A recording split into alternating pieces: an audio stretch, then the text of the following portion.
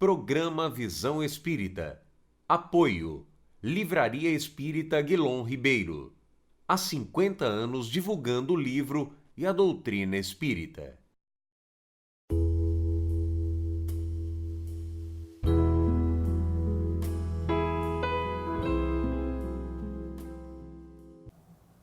O programa Visão Espírita pede licença para entrar no seu lar e levar-lhe uma mensagem de fé, de otimismo e de esperança.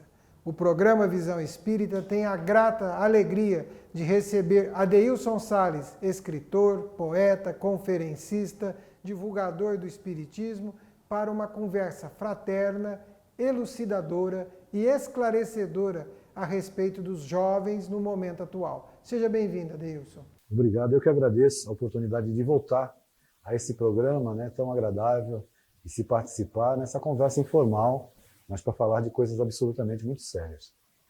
Adeilson, nós temos a alegria de, ao recebê-lo desta vez, em primeira mão, ainda não está, inclusive, vai ser lançado ainda, né, o livro Vossos Jovens Profetizarão. Adeilson Sales é uma obra mediúnica pelos espíritos de Luiz Sérgio e Ivone do Amaral Pereira. Antes de nós começarmos um bate-papo, o que você nos fala desse livro, Adeilson? Bom, é um livro que certamente, dos 3 livros, né, que eu já publiquei com a orientação espiritual de Luiz Sérgio, é o mais contundente. Contundente por quê? Porque ele mergulha num universo de uma situação dolorosa que vivemos hoje, que é a questão do suicídio, entre os jovens, crianças e entre os adultos também. Então o livro começa com uma palestra no mundo espiritual, no Hospital Maria de Nazaré, e o público que vai assistir essa palestra é composto de jovens. Jovens que se suicidaram e jovens que estão pensando em se suicidar.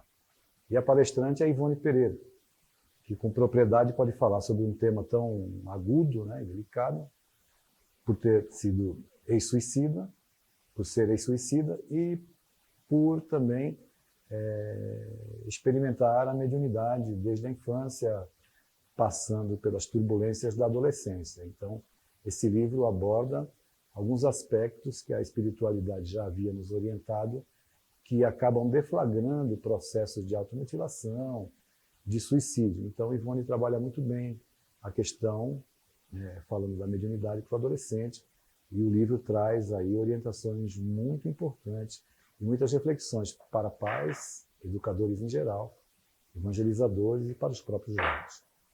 Eu observei, fazendo uma rápida leitura no livro, que você levanta a questão da mediunidade. Sim. Levanta a questão da mediunidade no jovem e o quanto isto interfere sobre ele.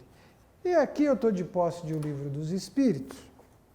E na pergunta 459, né, do capítulo 9, da segunda parte de O Livro dos Espíritos, influência oculta dos espíritos em nossos pensamentos e atos.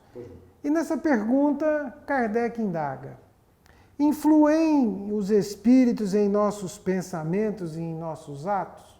Resposta do Espírito Verdade. Aspas. Mais do que imaginais, influem a tal ponto que, de ordinário, são eles que vos dirigem. A influência dos espíritos é maior para quem é jovem, é menor, é maior para o espírito mais amadurecido, encarnado? Como que é esta influência dos espíritos para aqueles que estão nessa fase de adolescência conturbada, agitada? Como é que isso ocorre? Bem, veja que na resposta os espíritos não dizem que influenciam nas nossas vidas e nos nossos pensamentos a partir dos 18 anos ou a partir dos 21 anos. Isso significa que, guardadas as devidas proporções, durante os estágios de desenvolvimento do espírito encarnado, na infância, na adolescência e na idade adulta, os espíritos influenciam, todavia com gradações diferentes, vamos dizer assim. A criança pequena, que ainda não está de posse total da sua capacidade de raciocinar, evidentemente que ela sofre uma influência muito menor, digamos até o período em que se completa a sua encarnação, até os 7, 8 anos de idade, não é? Ela não tem discernimento, então ela ainda está aprendendo, ela está se apossando do instrumento físico para poder manifestar, a partir da puberdade e adolescência, a sua capacidade intelectiva de uma maneira mais acentuada, como condutora da sua vida, consoante a idade, né, e o estágio de aprendizado. Mas os espíritos influenciam, evidentemente, na adolescência de uma maneira muito contundente. A adolescência é um período muito delicado da nossa existência, muito delicado. E essa fase é composta de várias situações que, principalmente nos dias de hoje, quando você tem acesso, o sexo está banalizado, você tem acesso à vida virtual através de telefones celulares, de modo que o jovem é sempre convidado a experimentar tudo aquilo que a vida oferece, todos os prazeres que a vida oferece.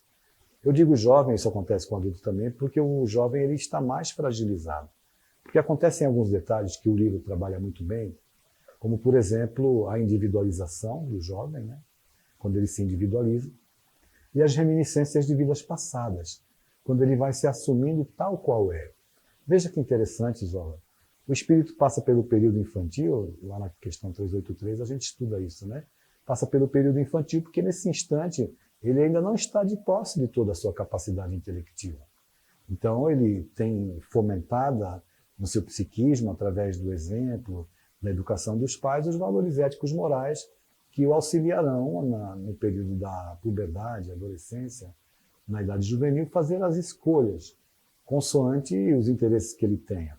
Mas é preciso que o adolescente tenha, digamos assim, vetores educativos introjetados na sua alma, no seu psiquismo, para no instante em que a vida lhe fizer os convites para trilhar um ou outro caminho da paixão, enfim, do vício, ele possa dizer não. Então ele tem que chegar nessa idade, e por isso ele passou pela infância munido de condições intelecto-morais para dizer não. Então é claro que uma vez tendo a ascendência dos espíritos para alguém que não teve uma educação em bases sólidas, com a presença da família, os pais participando da vida dos filhos e sendo as grandes referências da vida dos nossos jovens, o espírito acaba fraquejando, titubeando e caindo em provas e situações dolorosas que possivelmente ele pode se recuperar depois, mas ou não, e pode vir a resvalar até mesmo no suicídio quando experimenta aquele vazio existencial. Adeilson, nós observamos nos processos de relação, em todos os campos, seja pais e filhos, filhos e pais, amigos, marido e mulher, esposa e esposo, nós observamos uma imensa dificuldade hoje das pessoas falarem não. Criou-se algo em torno dessa palavra, né? Então, por conta de não se falar não, vai se alongando e não se dando os devidos limites necessários nos processos de relação ou apenas de posicionamento. E nós observamos principalmente entre pais e filhos, né? Os pais têm medo de falar não. Se está diante de um espírito milenar, que chegou até ele trazendo uma bagagem de problemas, sabe Deus qual o tamanho. Por que que eles estão ou estamos com medo de falar não? Enquanto você fazia a indagação, elaborava a indagação, eu me recordava aqui da passagem de Jesus, que é um conselho, que eu diria assim, profilático, para se evitar grandes amarguras, grandes tormentos, o desenvolvimento de conflitos emocionais, quando ele dizia assim, que o teu falar seja sim, sim, não, não. O que passar disso vem do maligno. Ou seja, quando nós nos violentamos, você tem uma convicção daquilo que é correto, já pela tua visão de vida, pelas suas experiências, você tem uma visão correta. E quando você diz sim, sabedor de que deveria dizer não, você está cometendo uma violência emocional contra si mesmo. Você está agindo com relação aos filhos com uma certa permissividade que irá até mesmo desgastar a relação de ambos. Porque no instante em que você precisou colocar limites no teu relacionamento com o teu filho, você não soube colocar. E mais à frente vai ser muito difícil que você estabeleça um limite. Isso ocorre muito claramente, sabe, Zola, na utilização de aparelhos celulares. Os pais compram um aparelho celular, entregam para os filhos. Em primeiro lugar, eles não refletem na extensão e no alcance que tem a utilização de um aparelho celular. Os nossos jovens, eles não utilizam os aparelhos celulares para fazer ligação. É a última É a coisa. última coisa que serve um celular, em que eles utilizam o celular. Eles utilizam o celular para jogos, falam através de aplicativos, as redes sociais escolhidas, em que eles transitam e tal. E aí a gente percebe que muitos pais têm dificuldade de colocar limites, por exemplo, da família sentar à mesa longe dos celulares. Então, você promove uma reunião em família, o que as pessoas têm como até certa raridade nos dias de hoje, e cada um cumpre um horário, faculdade, trabalho, enfim. E quando a gente pode desfrutar da companhia uns dos outros, nós não desfrutamos, porque nós não soubermos dizer não anteriormente, e não colocamos limite para essa situação. E na maioria das vezes, nós somos os maus exemplos para a situação, porque nós utilizamos também e levamos o nosso aparelho celular para a mesa. Então, o que ocorre é um grande desajuste educativo, em que as pessoas não têm limites, né? O próprio educador não se coloca limites e fica muito difícil você ser a referência e educar alguém quando você tem um discurso diferente da tua própria atitude. Então, a palavra não, ela cumpre hoje um papel educativo muito significativo nas nossas relações. Mas é preciso que os pais entendam, em primeiro lugar, que eles não estão educando corpos, estão educando espíritos imortais. Diante disso, eles precisam ter uma atitude mais disciplinadora. Eu não estou falando enérgica, né? Muita gente confunde ser enérgico com gritar, com adjetivar, com comparar, que não é a questão. Ser disciplinadora e realmente colocar limites. Olha, eu vou colocar o meu celular aqui, você coloca o seu também, porque eu quero ter o prazer de conversar com você. Eu sou do tempo, e você também deve ser desse tempo, em que os pais falavam assim: eu prefiro que você chore hoje do que eu chore amanhã. Sim. Por trás dessa máxima, né, havia todo um comportamento disciplinador. Sem dúvida. Então nós estamos numa convivência de educandos e educadores, num processo de falta de identidade de papéis. Será que isto é o que está acontecendo e as lágrimas estão vindo depois dos pais por conta de não falarem não e de muitos casos verem seus filhos abrirem mão da própria vida em função disto? Sem dúvida alguma.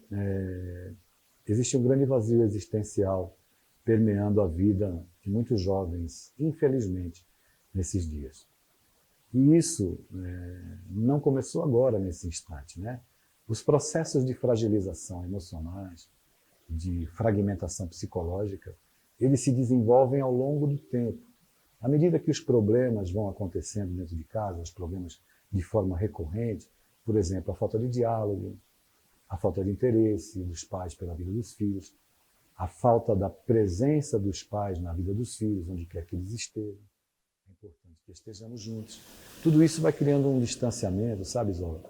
Erguendo um muro invisível, e nós não nos damos conta de que esse processo está acontecendo porque nós também nos permitimos ser sequestrados pelos compromissos do mundo que chama, que pede a nossa atenção, e nós não sabemos colocar uma linha demarcatória entre os compromissos do mundo e os compromissos em casa, como educadores, como pais, como responsáveis.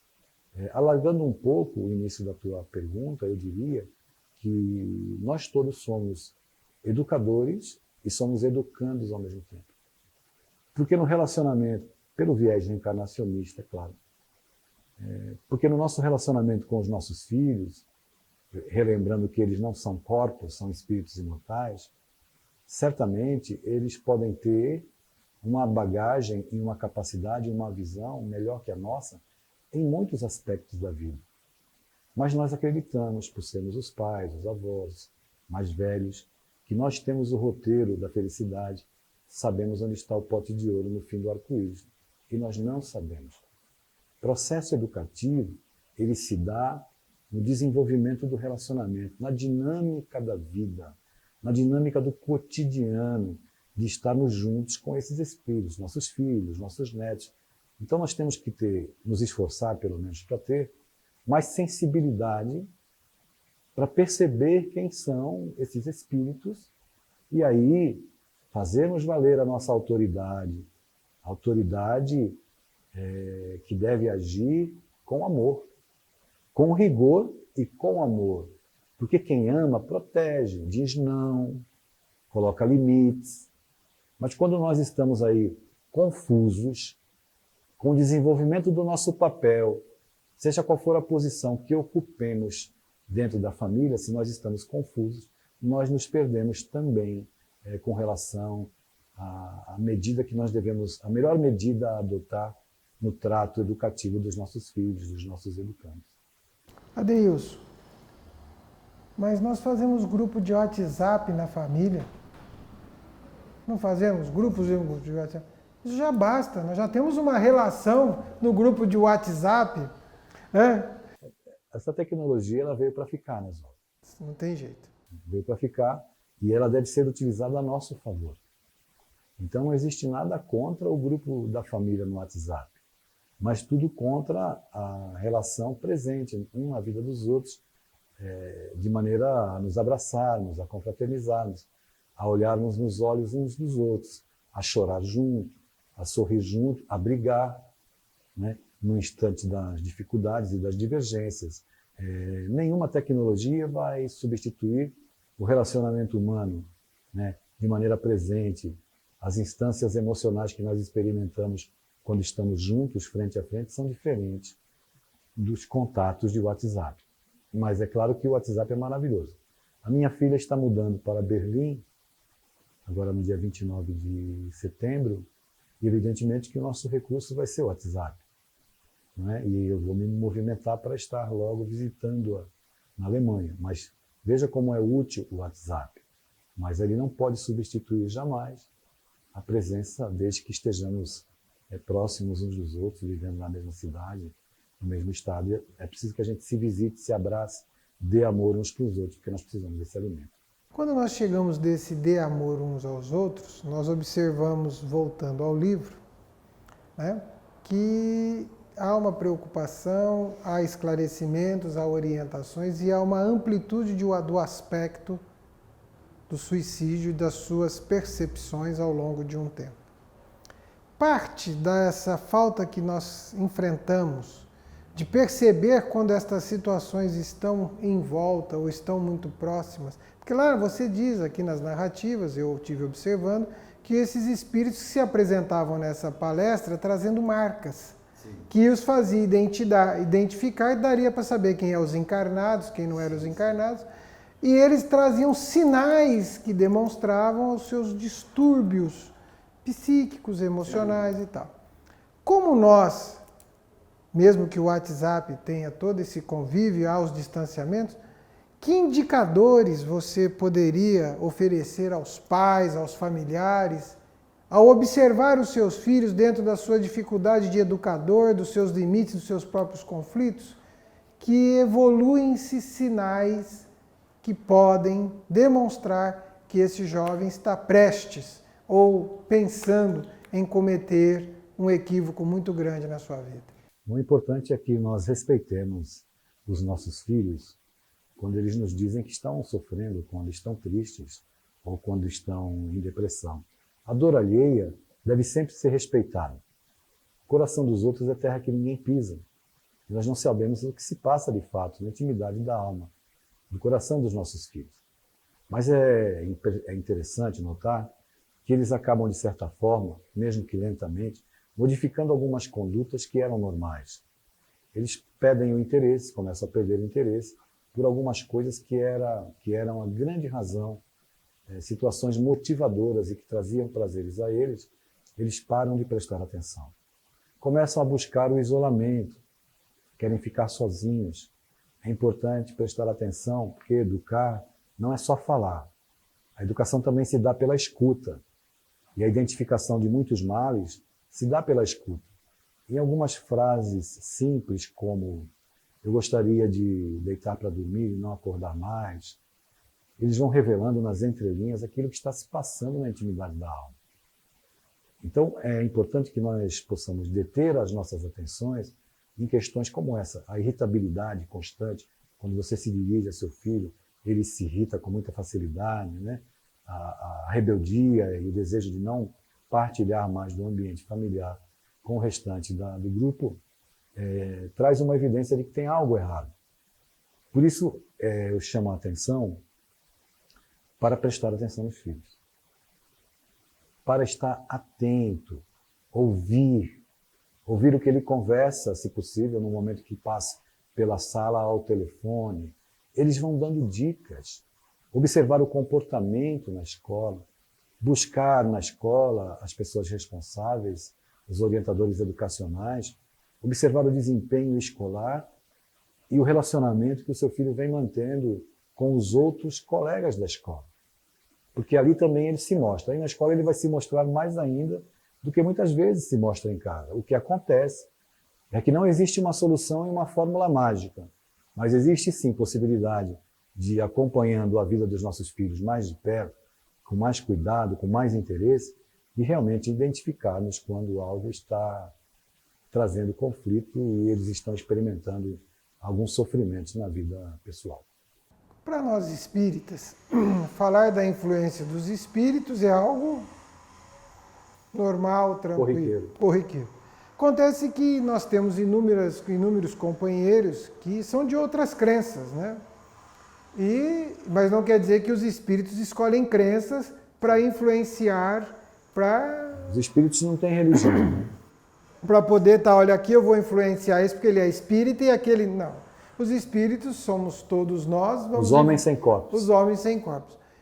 Para aquele companheiro que não é espírita, que tem a sua crença, tem a sua fé, que dicas nós espíritas podemos sugerir a ele ao observar no seu filho que possam dar sinais de que ele está tendo, além das suas próprias questões, algo ainda participando de forma direta nas suas escolhas, nas suas atitudes, né? É mais ou menos assim, né? Meu finado pai dizia assim, né? E é um dito muito antigo: diga com quem andas que eu direis quem tu és, né? Sim. E nesse caso agora, né? Diga com quais espíritos você está andando, que nós vamos mais ou menos perceber o que está acontecendo.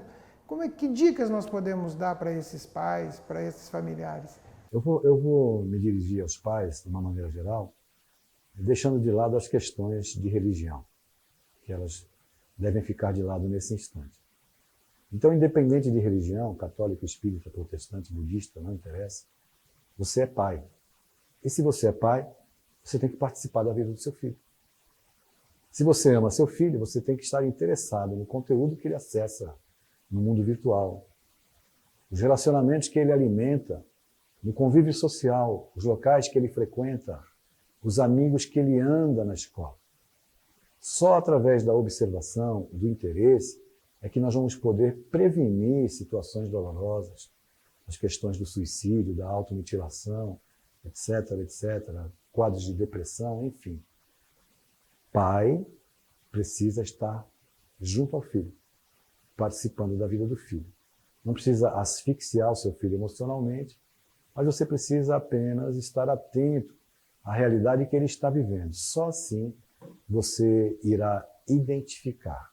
Agora, para os pais que acreditam no Evangelho, que acreditam na religião, seja ela qual for também, a gente pode citar o grande profeta Jesus de Nazaré, que dizia assim: aonde estiver o vosso tesouro, lá estará o vosso coração. E nós, como pais, aproveitando essa mensagem, pegando carona nessa mensagem de Jesus, precisamos estar atentos aonde está o coração dos nossos filhos. Em qual tesouro ele está vinculado? Quais são os interesses do meu filho? Porque eles revelam.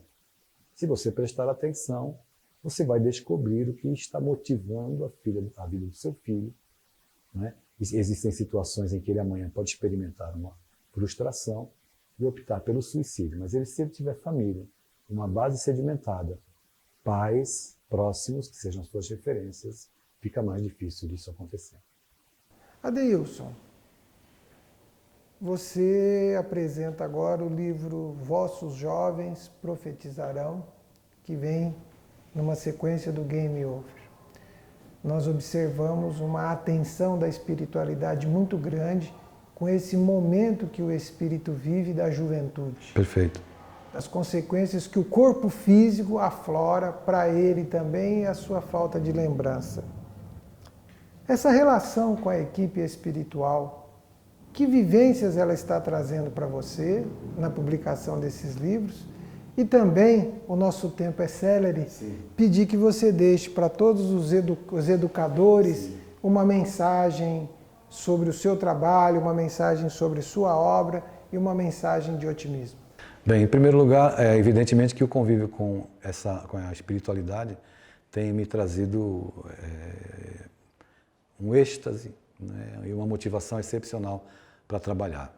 Devo dizer também que isso está acontecendo agora porque eu já venho há alguns anos desenvolvendo pele de rinoceronte para estarmos preparados para as alfinetadas, para tudo que o trabalho traz, né? É natural. A responsabilidade chega e a gente tem que estar pronto para se expor. Mas é motivador, eu estou bem feliz, né, com a possibilidade de ser copartícipe, né, do trabalho que é dos espíritos, e a gente vê com muita clareza que existe esperança, né? Você que é educador, que é pai, que é educador de uma maneira geral, evangelizador, não desista da sua tarefa, da sua atividade. Mesmo que a semente que você venha lançando ao longo da sua vida não esteja germinando ainda. Você está lançando sementes no coração de um espírito imortal. E em algum momento elas irão germinar, brotar e dar fruto a 30, 60, a 100 por um. Porque o espírito imortal, muitas vezes, precisa passar por alguns estágios dolorosos para que a terra do coração fique fértil e a semente possa brotar. Então, existe esperança, sim, não desanime, siga em frente e não deixe de fazer a sua parte, porque no final das contas nós nos depararemos com a nossa consciência, que irá nos indagar o que fizestes dos educandos que eu coloquei no teu caminho. Então, sigamos semeando com alegria e determinação. O Visão Espírita chega a seu término. Agradece o Adeilson pelo carinho, pela atenção. Convida-o sempre que puder, estiver próximo, a participar conosco. Aprendemos muito com a sua fala. O Visão Espírita se sente agradecido. E ao nosso amigo telespectador que acompanha o Visão Espírita, saiba, vossos filhos profetizarão. Pense nisso.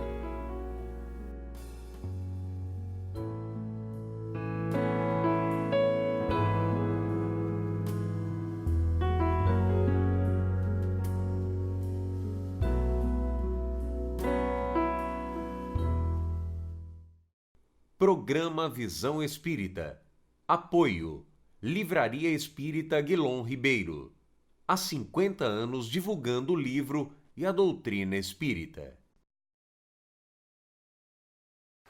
Você gostou do programa que assistiu? Inscreva-se em nosso canal, dá um like, compartilha e toca o sininho para ser avisado sempre das nossas novidades aqui no programa Visão Espírita. Obrigado e até a próxima!